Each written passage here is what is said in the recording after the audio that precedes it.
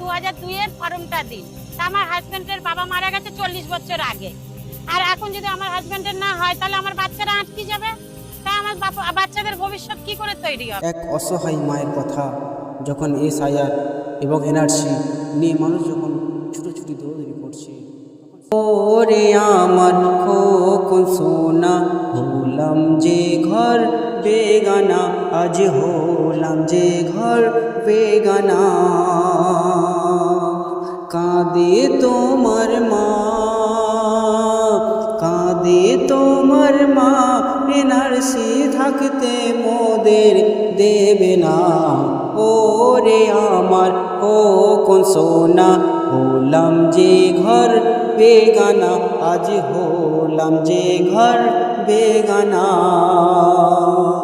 সরকারের দাবি মানতে হবে, মানা ছাড়া তো আর কোনো রাস্তা নেই।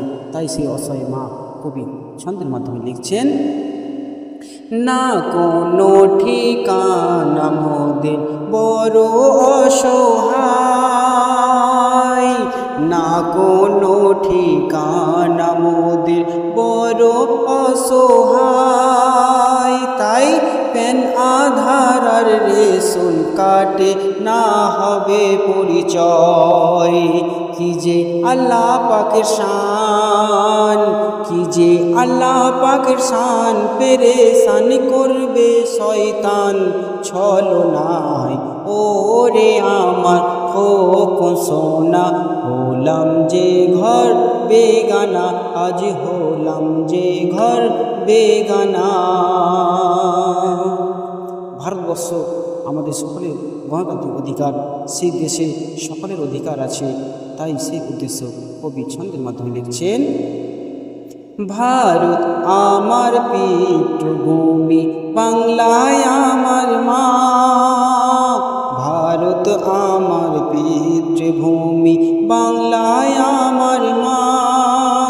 তাই জান মোরা দেব হেসে হেসে, কবু ইমান দেব না। কেন?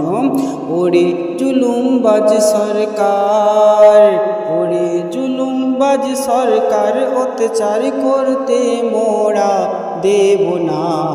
ওরে আমার খোকন সোনা, হলাম যে ঘর বেগানা, আজ হলাম যে ঘর বেগানা।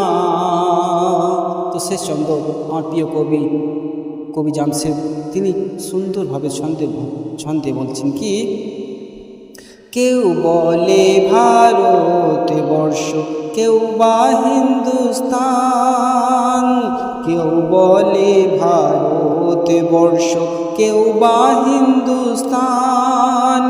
এ দেশেতে থাকবো মিলে হিন্দু মুসলমান।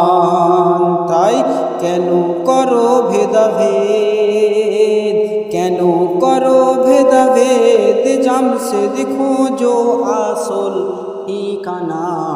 ওরে আমার খোকন সোনা, হলাম যে ঘর বেগানা, আজ হলাম যে ঘর বেগানা। কাঁদে তোমার মা, কাঁদে তোমার মা, NRC থাকতে মোদের দেবে না। ওরে আমার খোকন সোনা, হলাম যে ঘর